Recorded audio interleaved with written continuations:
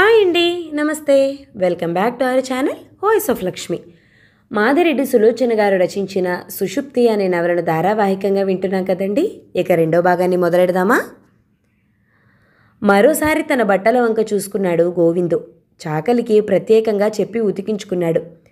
తృప్తిగా నిట్టూర్చి మెల్లగా షావుకారింటి వైపు బయలుదేరాడు. దావూద్ సిగరెట్ కాలుస్తూ గళ్లలుంగితో టీవీగా కూర్చున్నాడు. ఏంది బే, ఇప్పటిదాకా మీ అయ్యలొల్లి ఇప్పుడు నీదా? మా అయ్య వచ్చిండా? ఎంత ఎర్రి పిల్లగాడవురా! నీది పెండ్లికి నీకు తెలీదు, నాకేం తెలవదు. మరి సారె వదిలి ఎందుకా వచ్చావు? షావుకారు గోరు దగ్గర తోటమాలి పని చేస్తానండి. యా అల్లా, గోరీ దగ్గర మాలి పని చేస్తావు బే? పడి పడి నవ్వాడు దావూద్. నాకు రాదా అండి? అబే సాలే, సచ్చినాక గోరీ కడతారా? అయ్యో దేవుడా, నేను అట్లా అనలేదండి, నా మాట పడిపోను. సావుకారి గారి దగ్గర అనబోతిని. పరాస్కం ఆడిన బే, సావుకారు గారికి తోటెందుకు? డబ్బుంటే చాలు. తోట దొడ్డి అన్నీ ఉన్నట్టే. తోట లేదా? ఎక్కడా? గోవిందు ఇంటిని పరికించి చూశాడు. లంకంత ఇల్లు, తీరు తెన్నులు లేవు, గుహలా ఉంది. కిటికీలు పెడితే దొంగలు దూరుతారని భయమట. కిటికీలు లేవు. ఇంటి చుట్టూ స్థలం ఉంది. నేను మంచి తోట వేస్తా. నీ ఇంటికాడ వేసుకో, ఎదరావు. గోవిందుని పిలుచుకుని వెళ్ళాడు పెరటివైపు. అక్కడ అంట్లు తోముతూ అవస్థపడుతోంది షావుకారు భార్య. మా బీబీకి చచ్చిన డబ్బుంటే ఇలాంటి పని చెప్పనురా. మీ అమ్మలాంటి చౌక కూలీ దొరికితే ఏదో పండగ పబ్బానికి పని చేపిస్తాడు. గోవిందుకు అర్థమైపోయింది షావుకారు తనను పెట్టుకోడని. నిరాశగా వెనుతిరిగాడు. నువ్వు కొలువుంటే నీ అయ్య అప్పులు ఎవరు తీరుస్తారు బే? పో ఇంటికి, ఎండాకాలం వస్తుంది, 4 మంచి కూజాలుంచు అన్నాడు దావూద్. అతను సిగరెట్ కాలుస్తూ మళ్లీ స్తంభానికి చేరబడిపోయాడు. గోవిందు నిరాశ చెందలేదు. దారిలో డాక్టర్ గారిల్లు కనిపించింది. వారు 2-3 సార్లు కుండీలు తెప్పించుకున్నారు. తప్పక తోట పెంచే అభిలాష ఉండే ఉంటుంది. గేట్ తీసుకుని లోపలికెళ్ళాడు. ఎవరు? నేనండి. నేనంటే? మాటతో పాటు మనిషి బయటకొచ్చింది. డాక్టర్ గారి భార్య కాబోలు. చేతిలో పుస్తకం ఉంది. ఏం కావాలి? మీకు మాలి కావాలా? మాలా? ఎందుకు? అదే తోటమాలండి. మాకెందుకయ్యా, మేము ఈ ఊళ్ళో శాశ్వతంగా ఉంటామా ఏం? పోతా. వెనుతిరిగి వచ్చేశాడు. నిజంగా తన పిచ్చి, కానీ డాక్టర్ గారికి ఎప్పుడు పిల్లలు పుట్టాలి, తనెప్పుడు ప్రేమించాలి? 4 రోజులకు పూర్తిగా తెలిసిపోయింది ఆ ఊళ్ళో ఎవరూ మాలిగా పెట్టుకోరని. మీనయ్యకు తన అవస్థ చెప్పుకున్నాడు. ఎవడ్రా ఈడు? సినిమా తోటలన్నీ స్టూడియో పంటలే. పెద్దోళ్ళు పెంచుతారు తోట. సినిమాలో చూపించినట్టు మన జన్మలో అవుతుందా అన్నాడు నవ్వుతూ. వాడి ధోరణి వేదాంతిలా ఉంది. గోవిందు నిషా దిగిపోయింది తాత్కాలికంగా. ఆలోచిస్తూ కూర్చుండిపోయాడు. గోవిందు పెళ్ళి ఆ రోజు. అమ్మాయిది దగ్గరే ఉన్న పల్లెటూరు.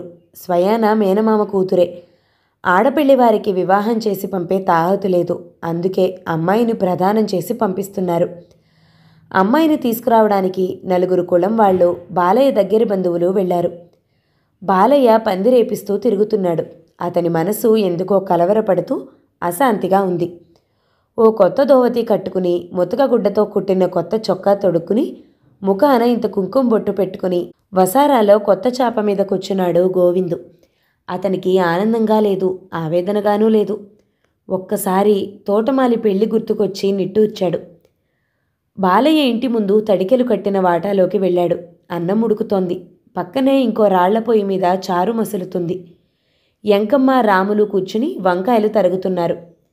రాములు, ఏందే బాలయ్యన్నా, ఒక్క పాలి ఇడికి రాసిల్లే? ఆ పిలుపులో ఆప్యాయతకి కరిగిపోయింది రాములు.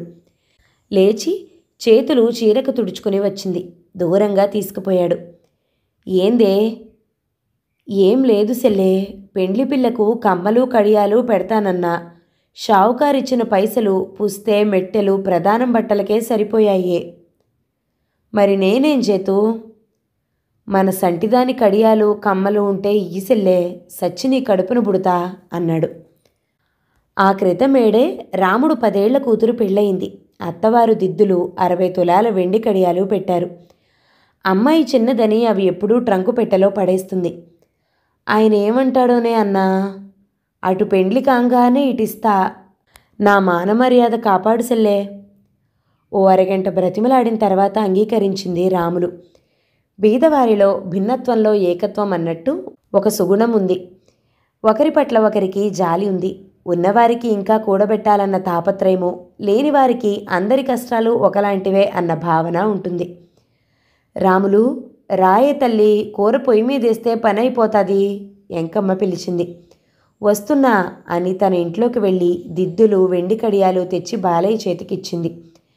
అవి అందుకోగానే అతని మనసుకు ఎక్కడా లేని శాంతి లభించింది. నిశ్చింతగా అవి ఒక గూట్లో పెట్టి గుడ్డ కప్పి వచ్చాడు. పందిట్లో పోలు రాశారు. ఒక పక్క తిరగలి, మరో పక్క కుదురు రోకలి పెట్టారు. ముత్తైదులంతా వచ్చారు. ఎంకమ్మ నూనె కలిపిన పసుపు ఇచ్చింది. ముఖాలకు పూసుకున్నారు, కుంకుమ పెట్టుకున్నారు. గోవిందును, రాములు చిన్న కొడుకును కూర్చుండబెట్టి కొట్నం పెట్టారు. ఒడ్లు కుదుట్లో పోసి 5గురు ముత్తైదువులు దంపుతూ పాట అందుకున్నారు. పసుపు తిరగలిలో వేసి 5గురు ముత్తైదువులు విసరసాగారు. ఎంకమ్మ వాళ్లతో పాట అందుకుంది. సువ్వి సువ్వన్నలార సువ్వలాలి అంటూ. పాటలు సాల్లెండ్రి, డప్పులు సప్పుడైతుంది, పిల్లొచ్చినట్టుంది, బాలయ్య కంగారుగా పిలిచాడు. అందరూ లేచి ఎదుర్కోవడానికి వెళ్లారు. అమ్మాయిని వాళ్ల పినతండ్రి చంకనెత్తుకున్నాడు. వెనకాల ఓ 50 మంది వస్తున్నారు. 2 డప్పుల వాళ్ళు కొట్టుకుంటూ వస్తున్నారు ముందు. కుమ్మరివాడ ముందు నిలబెట్టి ఒకరిపై ఒకరు బుక్క ఎర్రరంగు చల్లుకున్నారు. మంగళహారతిచ్చి ఎదుర్కొని తెచ్చారు. అమ్మాయిని పందిట్లోకి తెచ్చారు. 13 ఏళ్లున్నాయన్నారు, కానీ 10 ఏళ్ల పిల్లలా ఉంది. సినిమాలో హీరోయిన్ను తలుచుకున్నప్పుడల్లా హృదయం ఎగిరెగిరి పడుతుంది. పెళ్లి కూతుర్ని చూడగానే ముడుచుకుపోయింది. అతని ఎదురుగా కూర్చోపెట్టారు. తల వంచుకుని కూర్చుంది. పిల్లగాడు బాగా ముదురే పెద్దమ్మా, ఒక ముత్తైదువు అనేసింది.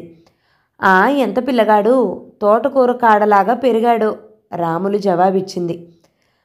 ముచ్చట్లు, ముహూర్తం మించిపోతుంది, కన్యాదానం చెయ్యాలి. ముహూర్తో సుముహూర్తో అంటూ బ్రాహ్మడు తొందర పెట్టాడు.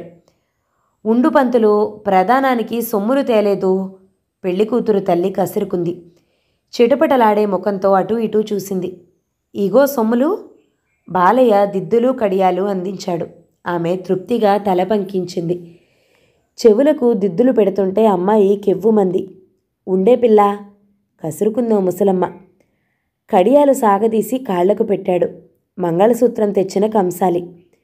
ఇక కానిద్దామా, ఈసారి సౌమ్యంగా అడిగాడు బ్రాహ్మడు. అంది. మంత్రాలు చదివి కన్యాదానం చేయించాడు. వాళ్లకు అతను చదివింది అర్థం కాలేదు, కానీ ఒక్క మాట అర్థమైంది. అమ్మాయి తండ్రి ఇస్తి కన్యాదానం అంటే అబ్బాయి పుచ్చుకుంటే కన్యాదానం అన్నమాట అందరికీ అర్థమైంది. మంగళసూత్రం ఒక తాళలో బిగించి ఎండు కొబ్బరి చిప్పలో పెట్టి అందరికీ ముట్టుకోవడానికి పంపించాడు. అలా అందరూ ముట్టుకున్నాక తీసి గోవిందు చేతికిచ్చాడు. వాయించండి డప్పులు, పురోహితుడు అరిచాడు. డప్పులు మోగాయి. గోవిందు లేచి పెళ్లికూతురి మెడలో మాంగళ్యం ముడివేశాడు. మీనయ్య అందరికీ అక్షతలు పెట్టాడు. అక్షంతలు చల్లుతుండగా వధూవరులు ఒకరిపై ఒకరు తలంబ్రాలు పోసుకున్నారు. వివాహ తంతు ముగిసింది. అప్పటికే చాలా పొద్దుపోయింది. అందరూ భోజనాలకు వెళ్ళిపోయారు. మిగిలిన వివాహ తంతు ముగిసే వరకు అమ్మాయి తల్లిదండ్రులు, అబ్బాయి తల్లిదండ్రులు పందిట్లో ఉన్నారు. ఏం వదినా, పరాయిల్లు చేసినట్టు చేస్తేవి సొమ్ముల కాడా? ఎంకమ్మ అడిగింది. అందుకే దిగేసినావు కదా 7 వారాల నగలు. అమ్మాయి తల్లి ఎల్లమ్మ మూతు తిప్పింది. నా అన్నబిడ్డ పసుపు తాడి కట్టి తెచ్చుకుంటా, అడగడానికి నువ్వెవరే? ఎంకమ్మ గట్టిగానే మాట్లాడింది. ఆమె అన్న దాసు నోట్లో నాలుక లేనివాడు.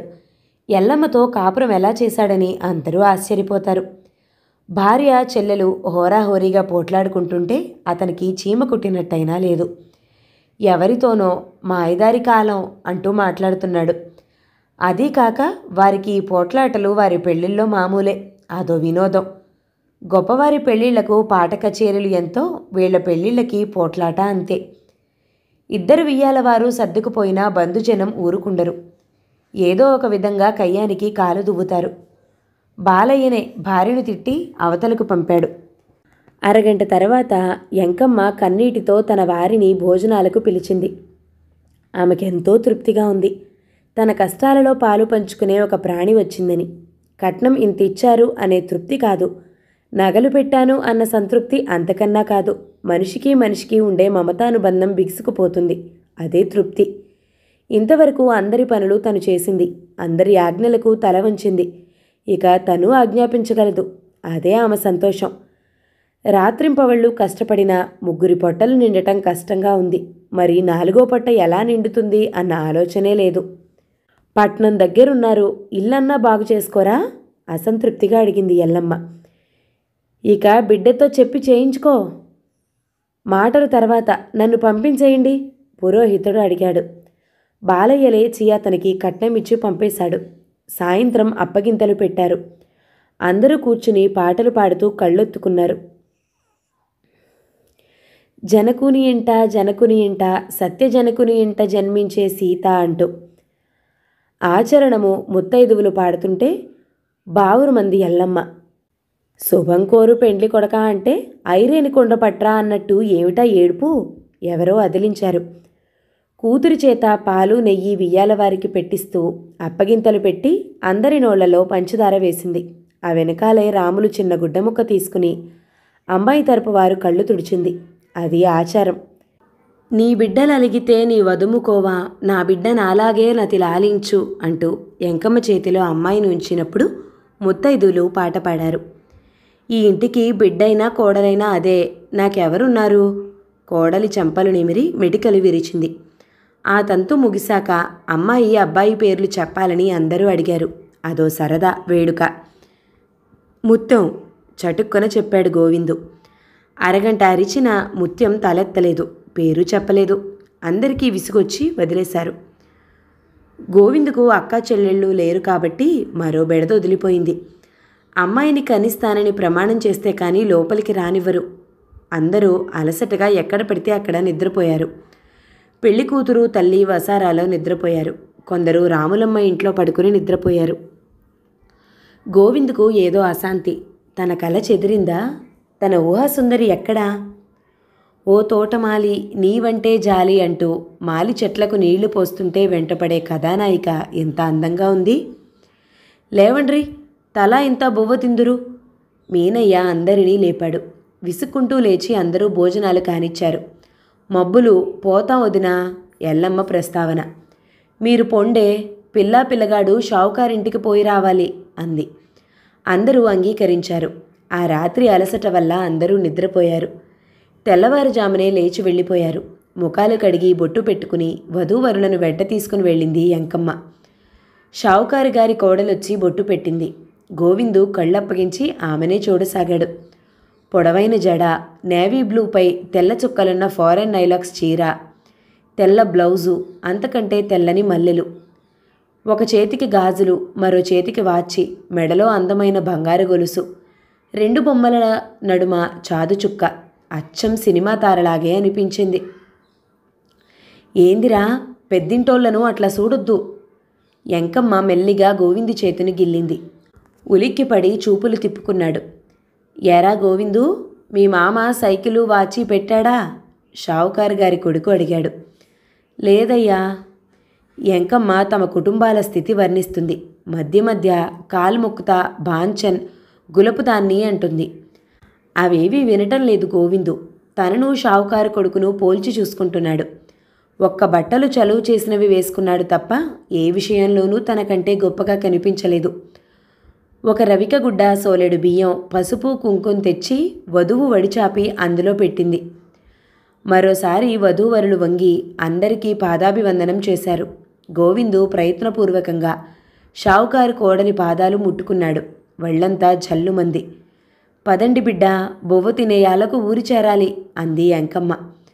గోవిందు ఇప్పుడో వ్యక్తి. అతను అధికారం చూపించుకోవడానికో ప్రాణి ఉంది.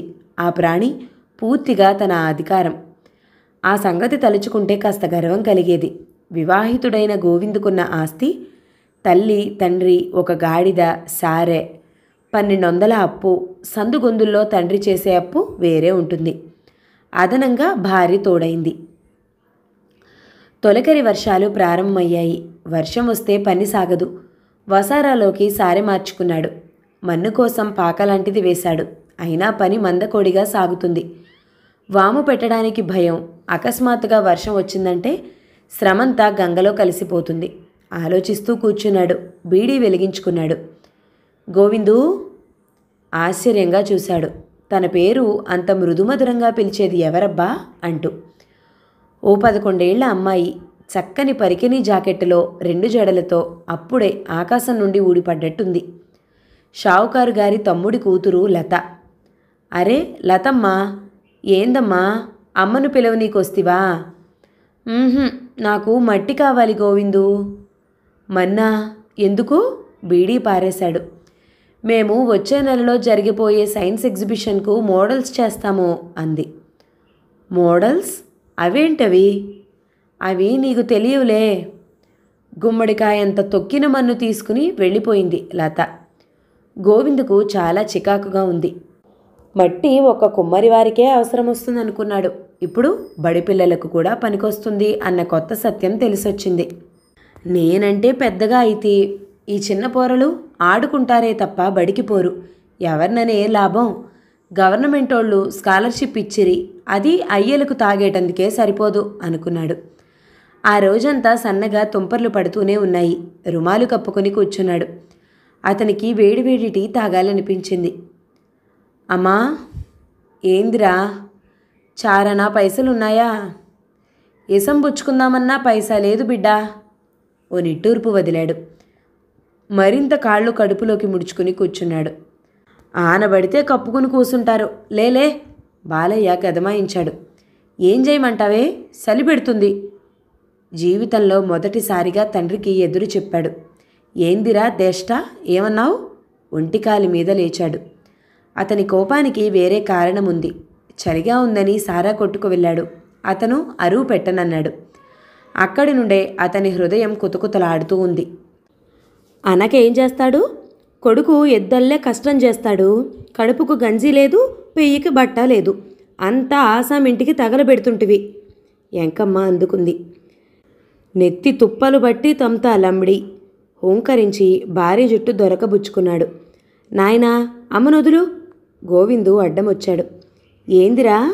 ఆశ్చర్యంగా అవమానంగా కొడుకు వంక చూశాడు.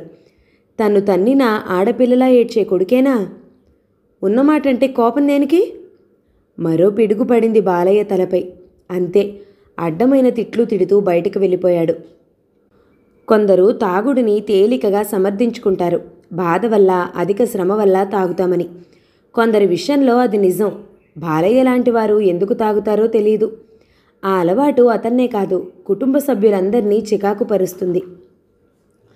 ఆ రాత్రి నూకల పిండి రొట్టెలు చేసింది ఎంకమ్మ. తల్లి కొడుకులు కూర్చున్నారు. మీ అయ్య ఎటుపోయిండో? ఏమో, ఎవడన్నా దోస్తుదారు దొరికితే తాగొస్తాడు అన్నాడు గోవిందు. అక్కడే ముడుచుకుని పడుకున్నాడు రొట్టె తిని. మర్నాడు ముసురుముసురుగానే ఉంది వాతావరణం. హరిజనవాడ నుండి వచ్చిన యువతి 2 కుండలు కొనుక్కుని ₹1 ఇచ్చి వెళ్ళింది. అమ్మా, ఒక్క చారనా ఇయ్యే.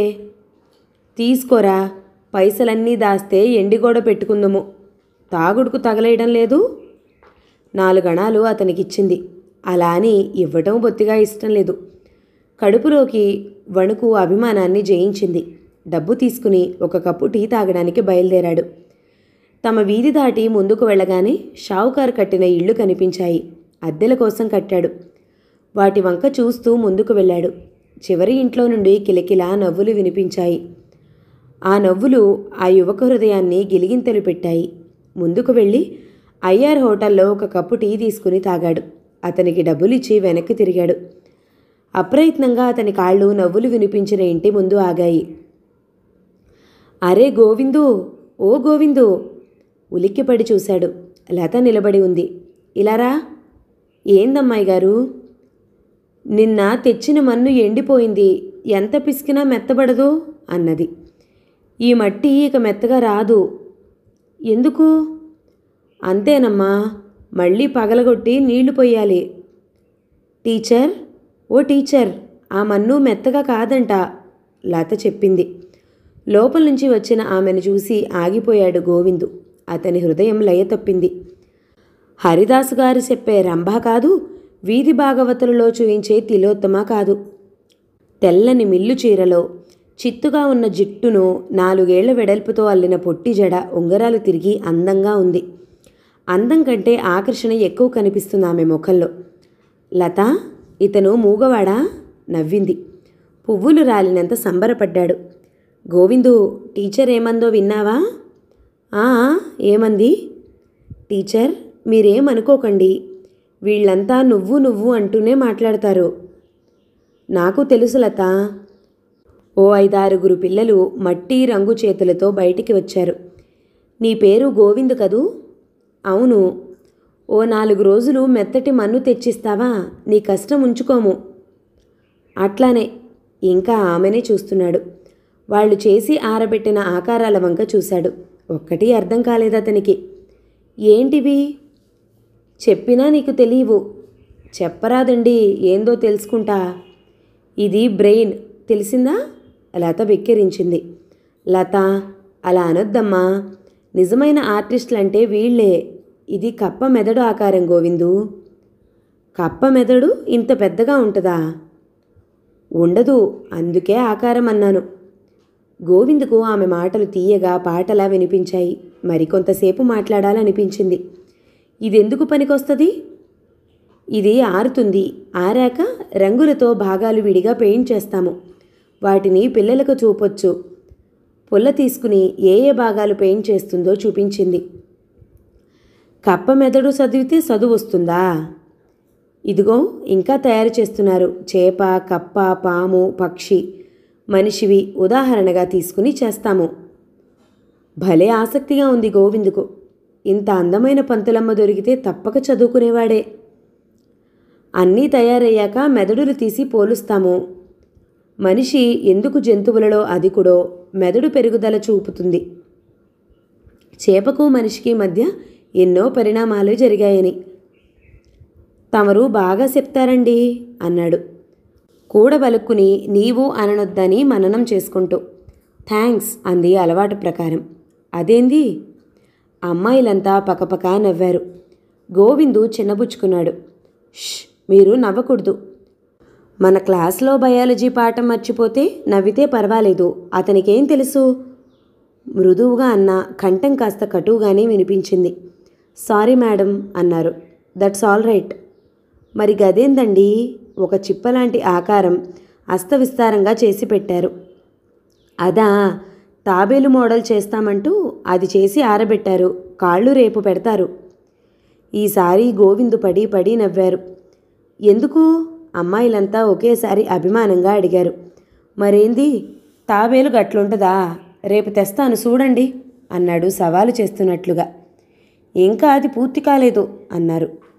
గోవిందు, వాళ్ళు ఈ మట్టి పని ఎందుకు చేశారు?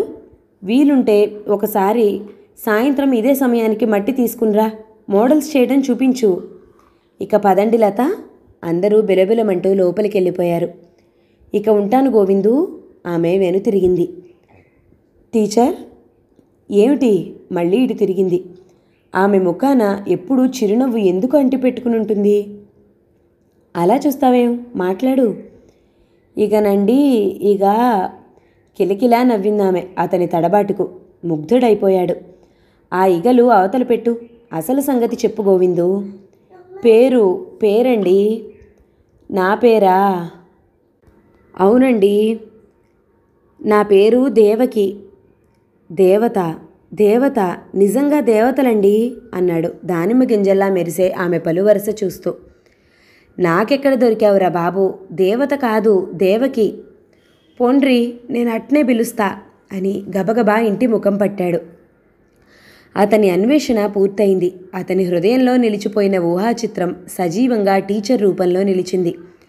అతనిలో ఎన్నో మార్పులు, ఎన్నో భావాలు భాషకందనివి. ప్రపంచమంతా పచ్చగా అందంగా కనిపించసాగింది.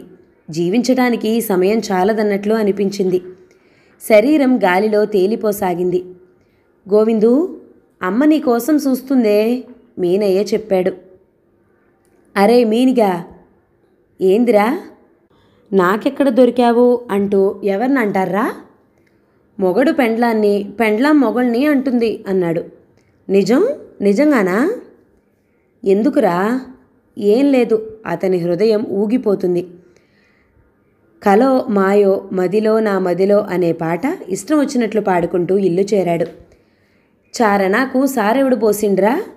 ఎంకమ్మ అడిగింది. అతని ఉత్సాహం చూస్తే బాగా తాగినట్టు. సారా?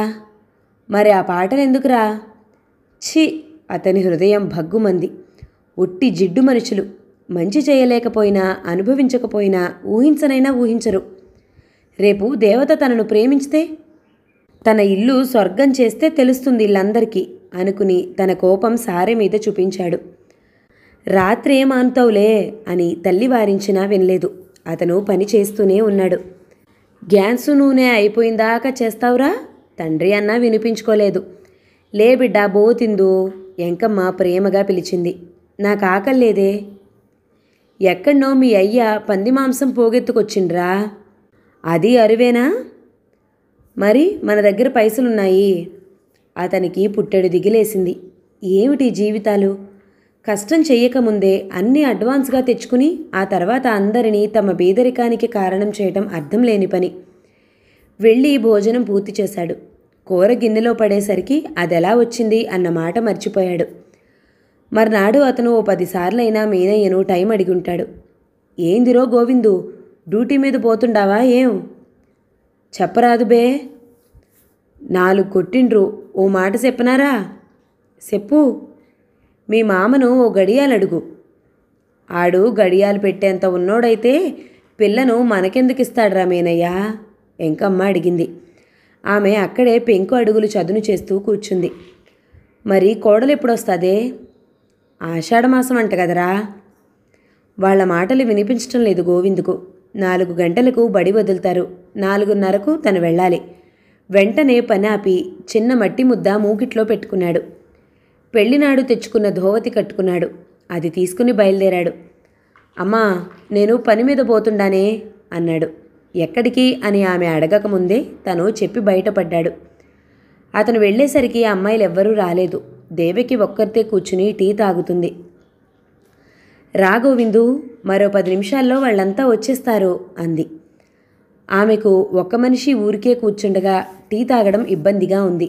అందుకే లేచి వెళ్ళి టీ చేసి ఒక గాజు గ్లాసులో పోసి గోవిందుకి ఇచ్చింది. నాకెందుకమ్మా? ఇబ్బందిగా కదిలాడు. ఎందుకేమిటి? తాగడానికి నవ్వుతూ అంది. ఆమె నవ్వు ఎంత బాగుంటుంది అనుకున్నాడు. అస్పష్టంగా మెదులుతున్న ఊహలకు రూపం ఏర్పడింది. అతను ఒట్టి అమాయకుడు. ఫార్మాలిటీస్ అంటే తెలియనివాడు. చదువుకున్న వారికి ఆ ఫార్మాలిటీస్ అడుగడుగునా తటస్థపడుతూ ఉంటాయి. అది తెలీదు గోవిందుకు. దేవకి కాఫీ ఇవ్వటం ఓ ప్రత్యేకమైన భావంతో ఊహించుకున్నాడు. ఏదో లోకాలకు తేలిపోతూ కాఫీ తాగాడు. ఆమె కూర్చున్న పడక కుర్చీకి కాస్త దూరంలో కూర్చున్నాడు. ఎప్పుడూ మట్టి వాసన, పొగ ఎరిగిన అతని నాసికాపుటాలకు మైసూర్ చందనపు సబ్బు ఆహ్లాదాన్ని కలుగచేసింది. అంతక్రితమే ముఖం కడుక్కుని కూర్చుంది దేవకి. అంత మౌనంగా కూర్చున్నావేం? ఏమన్నావు? మాట్లాడక కూర్చున్నావేమిటి అని అడుగుతున్నాను. మీ చా మంచిగుంది. అతని అమాయకతకు నవ్వింది దేవకి.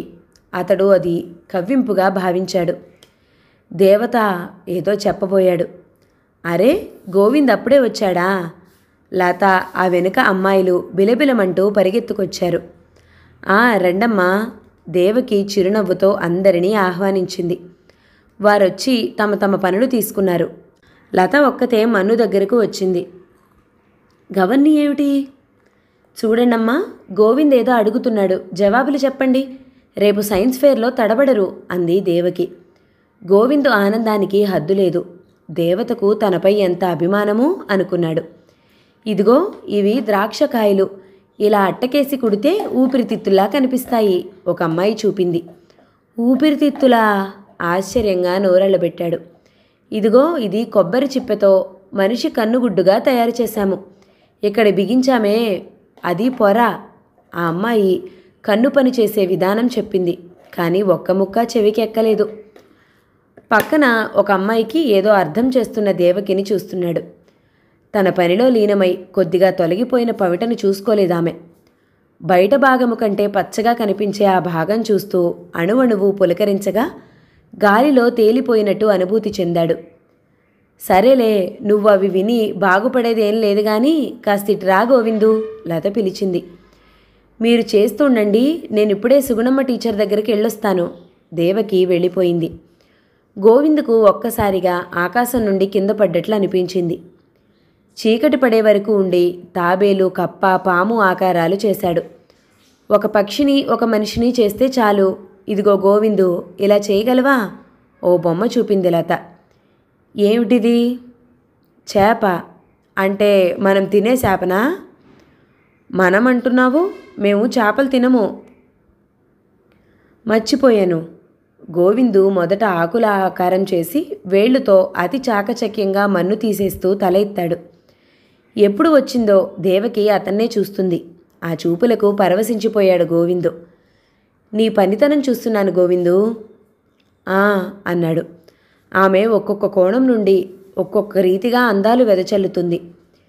నీ వేళ్ళు సారె మీద ఆడుకుంటాయి కదూ, అదే చాకచక్యంగా చూపుతున్నావు అంది. అతను అలాగే చూడసాగాడు. చీకటయింది, అందరూ వెళ్ళండి అంది. అందరూ ఎక్కడివక్కడ పెట్టి లేచారు. ఇక నువ్వు వెళ్ళు గోవిందు అంది. అతని మనసెందుకో చివుక్కుమంది. వారందరితో పాటు తను లేచాడు. కానీ వెళ్ళాలని లేదు. ఆమెతో ఏదైనా మాట్లాడాలని ఉంది. ఏమమ్మా? ఆగిపోయాడు. ఏమిటి గోవిందు? పూల తొట్లు కావాలనా? ఈ సైన్స్ ఫేర్ అయిపోతే చాలు, ఆ తర్వాత ఆలోచించుదాము. మంచిది. ఒక అడుగు వేసి ఆగిపోయాడు. ఆమె ముఖంలో చిరునవ్వు అయస్కాంతంలా లాగుతుంది. మీరొక్కరే ఉంటారండి? చుట్టూ కుటుంబాలున్నాయి అంది. అవునవును అన్నాడు. గేటు వరకు వెళ్ళాడు. మళ్ళీ వెనక్కి తిరిగొచ్చాడు. ఏమిటి? మీకు రాత్రిపూట భయం కాదా? ఏం తోడుంటావా? పరిహాసంగా నవ్వింది. మీరుండమంటే ఉంటా అనాలనుకున్నాడు కానీ మాట పైకి రాలేదు. 2 అడుగులు వేసి మళ్ళీ తిరిగాడు. ఈసారి అతనికి ఆశాభంగం కలిగింది. దేవకి ఇంట్లోకి వెళ్ళి తలుపులు వేసుకుంది. అతను ఆమె మళ్ళీ తలుపు తీస్తుందేమోనని చాలాసేపు చూశాడు కానీ తలుపు తెరవబడలేదు. రేడియోలో పాటలు మాత్రం వినిపించాయి. ఎవరైనా చూస్తే దొంగ అనుకుంటారని గబగబా ఇంటివైపు వెళ్ళాడు. ఎక్కడ చచ్చాడు? బాలయ్య గొంతు. నువ్వు చెప్పిపోతావనా? అతను చెప్పిపోవడానికి ఆడు పెద్ద మనిషి అయ్యిండు ఎంకమ్మ అంటుంది. నిజంగా పెద్ద మనిషి అయినట్టు భావించుకుంటున్నాడు గోవిందు. దేవకి అభిమానం కంటే గొప్పదేముంది అనుకున్నాడు. ఏం తోడుంటావా? ఆ వాక్యం పదే పదే గుర్తు చేసుకుంటున్నాడు. ఆమె నోట తన పేరు ఎంత మధురంగా వినిపిస్తుంది. తల్లి తండ్రిని పలకరించకుండానే వెళ్ళి ముడుచుకు పడుకున్నాడు. అతని ముందు రంగురంగుల కలలు వచ్చి కరిగిపోతున్నాయి. 2వ భాగం సమాప్తం. మిగతా కథని తర్వాతి భాగాల్లో విందామండి. కథ మీకు నచ్చితే లైక్ చేయండి, షేర్ చేయండి, మంచి కామెంట్ చేయండి. మన ఛానల్ని తప్పకుండా సబ్స్క్రైబ్ చేయండి. Thank you so much for watching. నమస్తే.